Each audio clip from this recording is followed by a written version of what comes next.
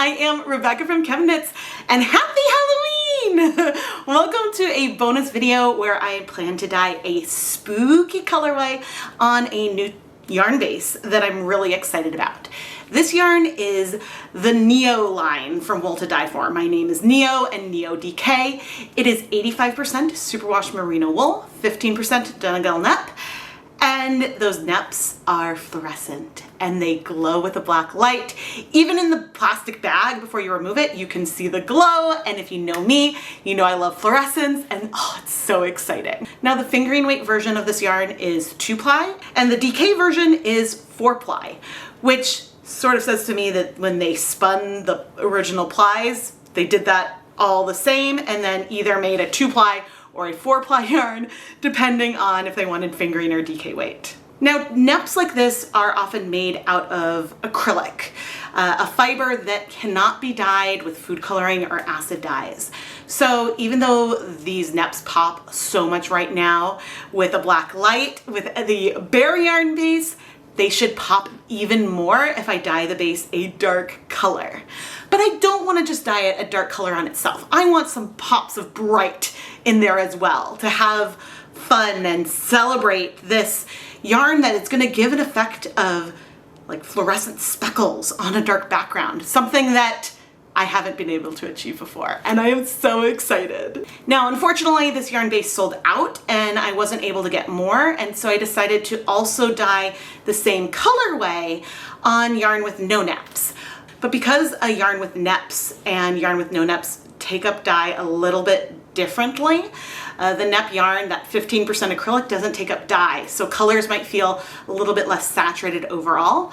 I decided to play around with adding a little bit more dye to that yarn to see if I can get the color to be, it won't be the same, but to be a little bit more similar. So we'll see what we get. But now let's go work on our prototype. For our prototypes, I pre-soaked 400 grams of yarn. We have one skein of the fingering weight, one of the DK weight Neo yarn, and then we have a skein of Knit Picks Swish DK, which is 100% superwash merino, and a skein of Knit Picks Stroll fingering weight yarn that is 75% superwash merino wool, 25% nylon. I pre-soaked this all overnight, but I don't think we'll need a pre-soak that long in the future. As I set up to add our resists, I have some zip ties that I'll be using that may bleed. But given that I'll be using green for the spots that remain, I think it'll be okay. All right, now I don't want to do quite as many resist spots as I have had in the past. I want the greens to be a little bit of a pop. And so I think the way I want to do this, I've gone back and forth about this a lot. Let me shift the camera. I know I want 3 sections total. And so there are a few ways that I could go about doing this. Sometimes I'll have a section across one skein. Other times I'll group between the two. Okay, here's what I think I'm gonna do. I think near the end, not that close, I'm gonna do 2 zip ties to make it a little bit thicker. And I'll do this over here as well. Now the placement from skein to skein will probably vary a little bit. There is some randomness about this, so if you have multiple skeins, you will probably want to alternate them. And then, yeah, that's similar. I mean, these are 2 different yarn bases as well. Okay, and now about here, so the spacing will be somewhat similar, but I'm just gonna do a single zip tie up there. So we'll have like a thin one and then 2, not extremely thicker, but 2 thicker ones.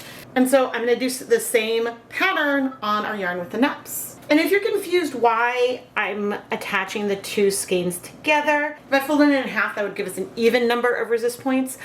But if I try to do it around just like one strand of this, then it would give an even thinner mark than what I want. And I know that this is a good size, and in theory this should work well. So I'm gonna now go set all of our yarn aside while we get ready for our 2 dye baths. For the resist portion of our project, I am going to use Dharma Acid Dyes Royal Purple and True Black. And so I'm going to go put on my deluxe rubber respirator mask, safety glasses, and gloves so I can measure out the dyes, but then talk about the different ratios I'm going to be using depending on if we have neps or no neps.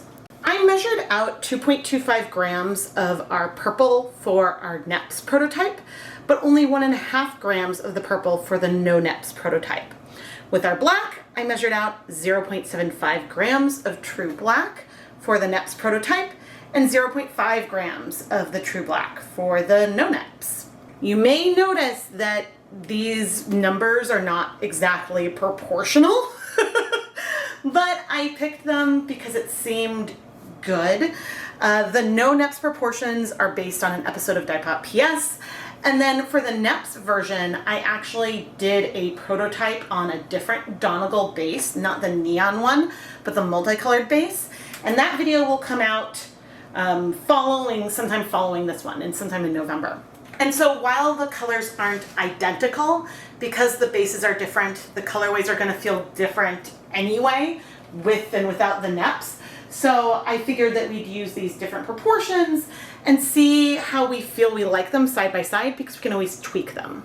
I did consider putting everything together with the same proportions in one dye bath, but because I don't know if they're gonna absorb color differently and the no neps is gonna look darker already, I figured we may as well separate them for once. I feel like this is the one time I'm adjusting a recipe based on the yarn base like this. But we'll see what the results end up like. I dissolved all of the dye in hot tap water and made sure to keep things separate so that way I would know which is which. Let's start with our neon neps. Okay, we've got 16 cups of water. We're gonna add 4 tablespoons of white vinegar, and then I'm gonna come over, and I labeled the containers to keep it separate. I'm going to come over with our purple dye, rinse this out. Now the dye bath is still mostly cool. I just turned on the heat because it doesn't need to be completely cooled off. But I'm going to stir things up. Okay, we're going to set this aside and come over with our neps yarn. Okay, I'm gonna kind of hold it in half, half by the zip ties and half by the other side, and kind of put it in. Actually, I guess I can rearrange before I pour on the black. It's gonna be different on each one, but I'm not really dip dyeing here as much as I am just trying to make sure that we get coverage on the yarn. And I guess I can reposition it before I put on the black.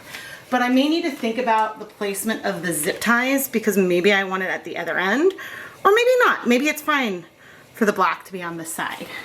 This is the thing with the prototype. We're making it up as we go along.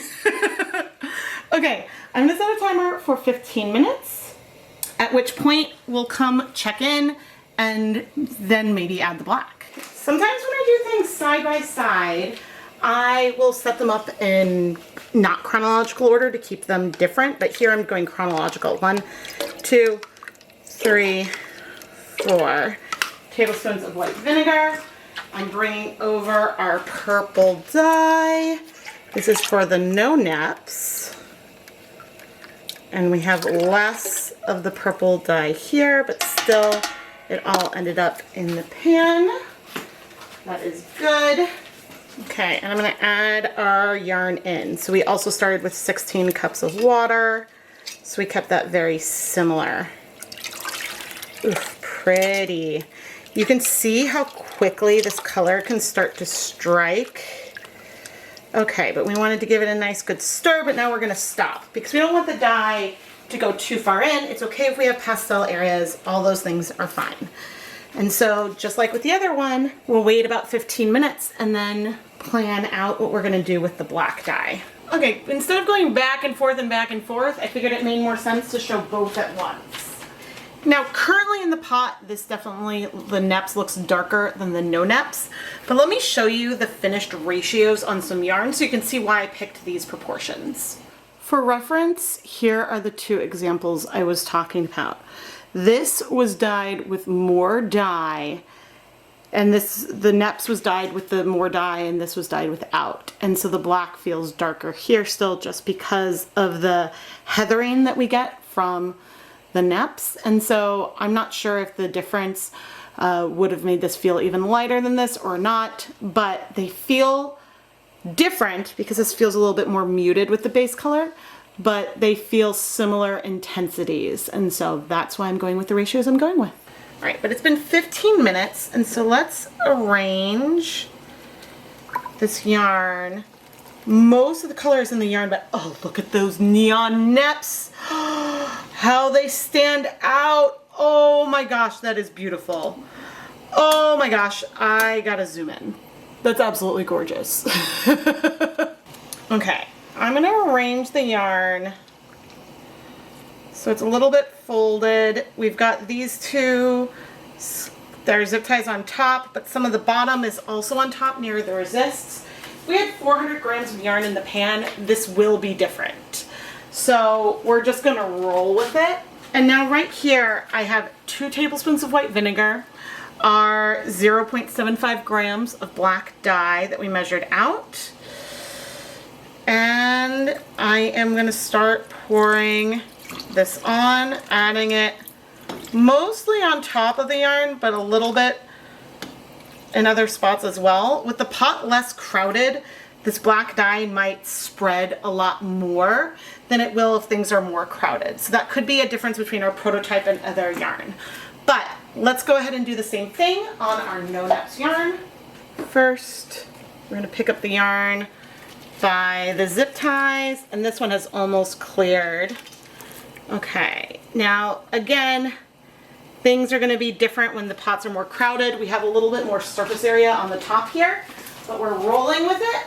Because when I have 400 grams of yarn in the pot, eventually it'll be a little more crowded, and I can have a little bit more control over where the dye goes as I spread it on.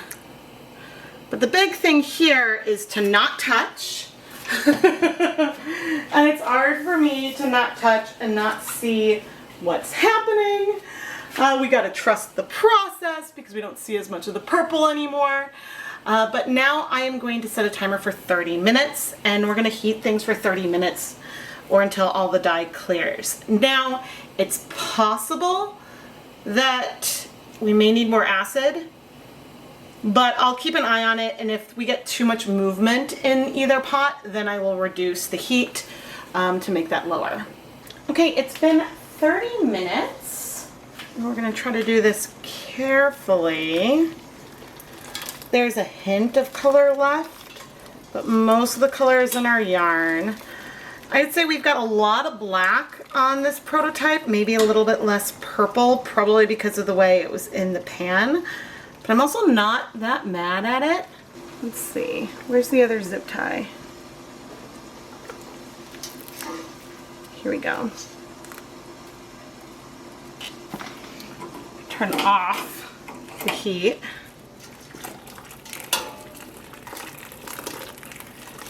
Okay, we have a lot more purple here. Could be from the way I tied it, and a zip tie broke. Oh, is that on your bingo card today? All right, I'm gonna set them aside to cool so we can remove the resists and dye the next layer. I'm a little unsure if I want to do 3 different greens, 1 green, and so I'm gonna mix up 4 different greens so that way I can play with the color on a paper towel before committing and putting the dyes on the yarn. So I put my Deluxe Rubber respirator mask, safety glasses, and gloves back on and measured out 1/2 gram of each of the 4 green dye colors that I have. I dissolved our green dye in some hot tap water and then added it to a little tie-dye bottle where I filled it up the rest of the way. The volume in the bottle is around 150 milliliters, so currently things are mixed at approximately a 0.33% stock solution. It's approximate, but also reproducible if I decide I want to use more of these greens at the same proportion. I quickly swatched our 4 colors. Okay, and so in order we have Dharma Kelly, Sour Apple, then jacquard chartreuse, and crocodile. And my original plan was to maybe use these two, and I'm unsure if that's what we're gonna do or if we should just stick with the chartreuse. The sour apple could go well with the chartreuse and feel a little different. They look similar on the paper towel, but they are more different, especially because we've got some fluorescence here and no fluorescence there. But let's see what our yarn looks like once we remove the zip ties, and then we'll decide. The black spread out a lot more on our multi-nep yarn than it did on our no-neps yarn. But let's start removing these zip ties to reveal the white that we're going to transition to green that is left. There may have been a little bit of transfer from some of the zip ties, but I knew this was a batch of bleeding zip ties, which is why I'm using them for this purpose. I know that I wanted chartreuse to be one of the colors, so let's start that here. I'm applying the dye on the white patches, and some of it may go over onto the purple and black, but I want to see how it looks given the space of the neon neps around it. That's really, really fun. And now I'm just adding trying to add some drips of vinegar on. Maybe I'll get a pasteur pipette to do that next time, because I don't know if we have any vinegar in these sections, and so that should just help. So I was considering doing neon, and then a different green. I think we should just go with the one green and let it be this Halloween potion glory. And I have some names in mind, and I can't wait for you to hear what I think. But let's roll with it and add this chartreuse, this fluorescent green dye, to all of our resist spots. And I did take a little pasteur pipette to add some drops of vinegar onto these areas to work that through along with the dye. But the colors are actually going on pretty quickly and really well, and I'm really happy about that. I'm really loving this. I'm really, really excited. But now we need to go and steam set things. So I'm going to carefully go put our yarn into my steamer basket. How do I want to do this? And now we're going to steam set for 30 minutes. We're not that steamy yet, so maybe I'll let it go a tiny bit longer. But we want all of our yarn to steam for 30 minutes. It's been 30 minutes, and I have to say that the little pops of green complement those neon specks so well. I'm really, really excited. And I think the greens are fun with our no-neps as well. It's just different. Very different. Oh man. But still very fun, very potion-y. I'm thinking chemistry, brewing. I have some name options. Now, part of me is wondering if I should have used multiple greens on our no-neps colorway. I think if I had used multiple greens on the colorway with the neps, it would have made it a little too busy, and I think that this green pulls into the nep color well. So I'm curious to know what you would think. But for all this looks very black, there is a lot more purple in it, and I think this will look less dark once it dries out, because that's been my experience. But I'm gonna set this aside to cool completely so then we can wash it. And we're gonna get ready to dye up some more. Let's wash our yarn. Those neps are incredible. I would say that this is far more vibrant and contrasty than the other multicolored net yarn base I've dyed with. Now, normally I don't have gloves on still at the washing stage, but I have noticed some transfer from some of the zip ties because they were above the surface of the water, I think. And so I figured for the first couple of rinses maybe. Or at least one rinse, we'll keep it on. Now the other unfortunate thing I've noticed with the neps is that with the dry neps, I end up with these neps all over my shirt.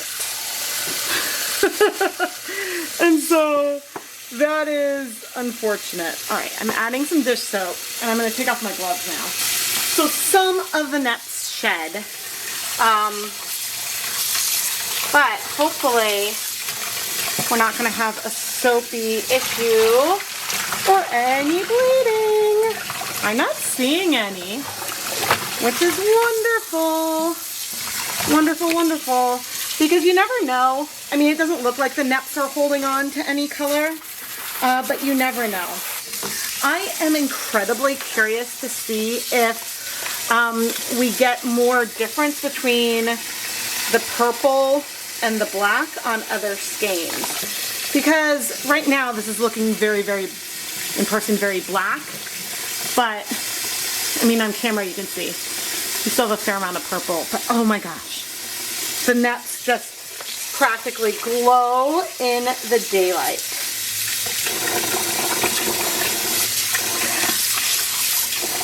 So the only other thing that I have to say is apparently I've been calling these Donegal neps, and maybe it's Donegal neps? I don't know. Because then I Googled how to pronounce, and I think it was the way that I said it. So I don't know. We'll call them tweed neps, huh? How's that? Oh gosh, I'm so bad at pronouncing things. Okay, well, I'm gonna finish rinsing out the soap, and then we'll put the yarn through my spin dryer, hang it up to dry, so we can come look at the finished yarn. Because I want to make sure. Let's take this all out together. Oh, we're looking great. Great and pretty. I could make dye stocks of the black and the purple, but given the amount of dye that I'm going to be using for each pot, it makes a little more sense to measure things out separately because I wouldn't be able to make a large enough volume of our purple dye stock to make that precision worth it. I measured out batches of 4.5 grams of the royal purple dye and 1.5 grams of the black dye and dissolved these into some hot tap water so that way I could be ready to go with our dye baths.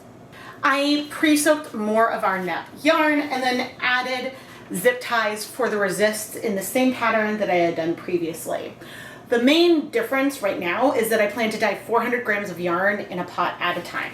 To a pot of 24 cups of water with 6 tablespoons of white vinegar in it, I added the purple dye, stirred things up, and then added the 400 grams of yarn, waiting around 15 minutes before coming back and pouring on our black dye, which once again I dissolved in a total of 500 milliliters of liquid with 2 tablespoons of white vinegar in that container. And then I let everything heat for 30 minutes before removing the yarn and setting it aside to cool.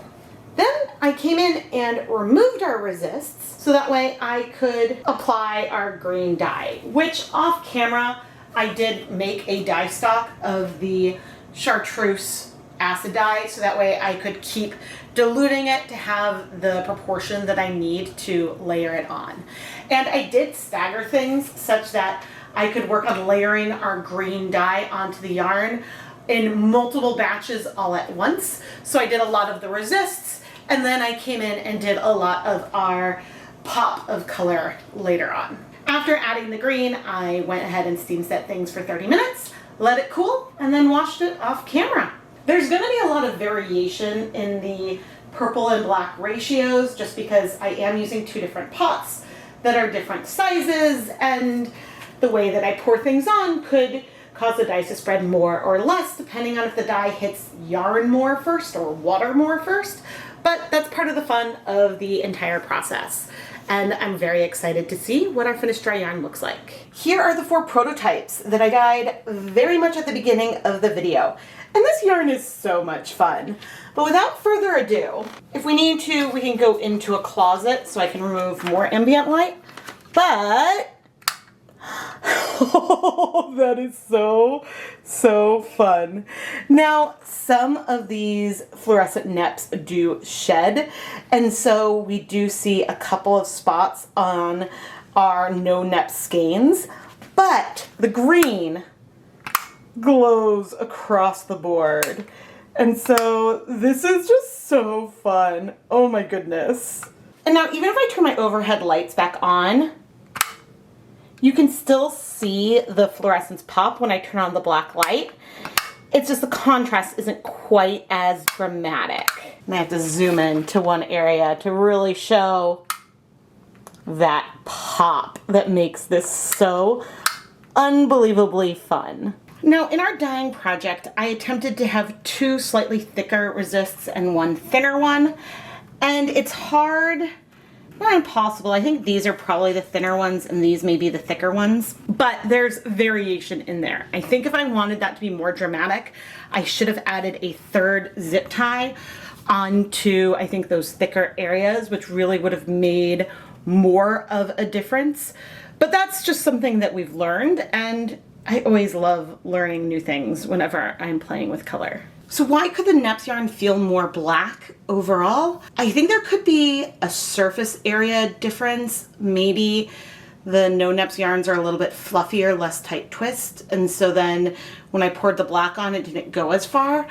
I don't really know, and I'm curious to see these next to some of the other skeins that I dyed, but I believe that proportionally, if we look at the amount of black to the amount of purple that I used, we have more black here than we do here.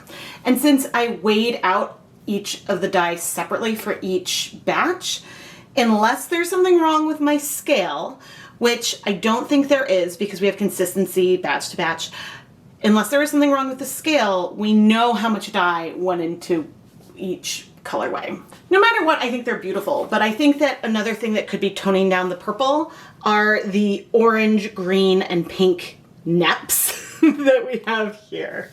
Now, my inspiration was thinking about witch's brews kind of thing, but I think that what I've ended up with settling on for names, because I was thinking about like witch's brew and bubbling over were 2 names that I was thinking, but instead I think we have simmering brew and cauldron bubble, because I think that the little neps are almost like little sparks coming off a bubbling, slightly bubbling over kind of cauldron. One of these 4 skeins is the original prototype. The other 3 came from at least 2 different batches on separate days of the same colorway, and you can see that there is a lot of consistency here, which makes me really happy. And this one right here is our prototype skein. On one of my last days of dyeing, I did something a little bit fun and pulled in a separate tweed yarn. Let me bring over the black light so maybe you can see the difference here. There we go. On the right, we have our neon neps yarn that I used for the colorway that has fluorescent neps. And our other skein has the multicolored neps, but these neps are like pink, green, blue, and yellow and are not fluorescent, even though we do have the pops of green over there. Now I added one of these skeins in because I couldn't get any more of the neo yarn, and rather than doing a batch of just 2 skeins for my very last batch, I decided I wanted to dye 4, so I did some non-fluorescent, but still multicolored neps. And the funny thing is that when we're under white light, you can kind of tell the difference. Certainly the neon neps pop a little bit more, but really it's a difference that shows up much more under the black light. But here, zooming in, you can also just see there's a lot more contrast with the neon neps than there is the other multicolored neps. Now, the fun thing about doing the random multicolored neps is that originally, when I was prepping for this video, I did a prototype with no resists on that multicolored net base.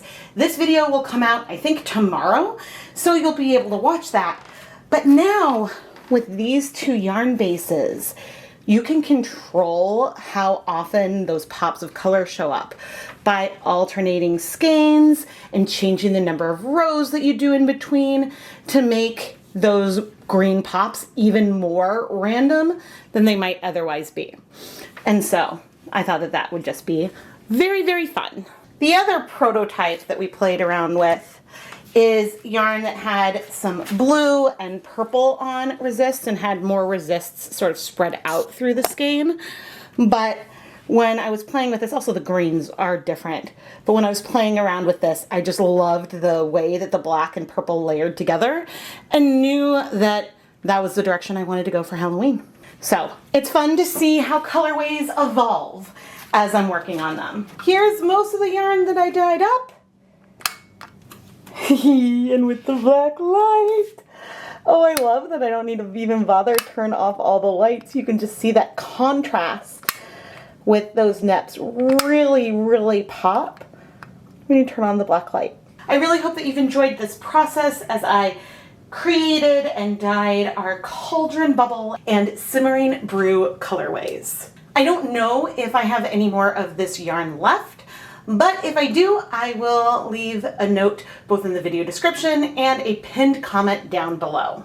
And if you pre-ordered this Halloween surprise, I did go ahead and wrap the yarn in some tissue paper, put it in a black organza bag, and there is a fun Halloween themed progress keeper with a lobster claw, so it works well for both knitting and crochet, that came with your mystery yarn. And actually even the bags that I'm going to be shipping the yarn in is Halloween themed, and so I was really excited about all those fun extras. I am Rebecca from ChemKnits, and I really hope you've enjoyed our Cauldron Bubble and Simmering Brew colorways for Halloween. Please subscribe and turn on notifications so you never miss a new video. I always post at least twice a week on Tuesday and Friday mornings, but we have bonus episodes like this along the way, and you don't want to miss any of it. Speaking of things you don't want to miss, ChemKnits Hanukkah samplers are going to be starting to ship in the next few weeks, and so if you haven't already pre-ordered your fingering or decayed weight ChemKnits Hanukkah sampler, head over to the ChemKnits Creations Etsy shop and pre-order one today. Every night of Hanukkah, which this year starts on December 25th, I will share a new yarn dyeing video featuring multiple different techniques and colors, and my Hanukkah samplers will have a mini skein of that yarn to unwrap every night. And I invite all of you to join along for the series. Anyone can buy the samplers, whether or not you would celebrate Hanukkah on your own without me. I invite you to celebrate with me. I'll have the samplers linked down in the video description. Thank you so much for watching, and happy Halloween!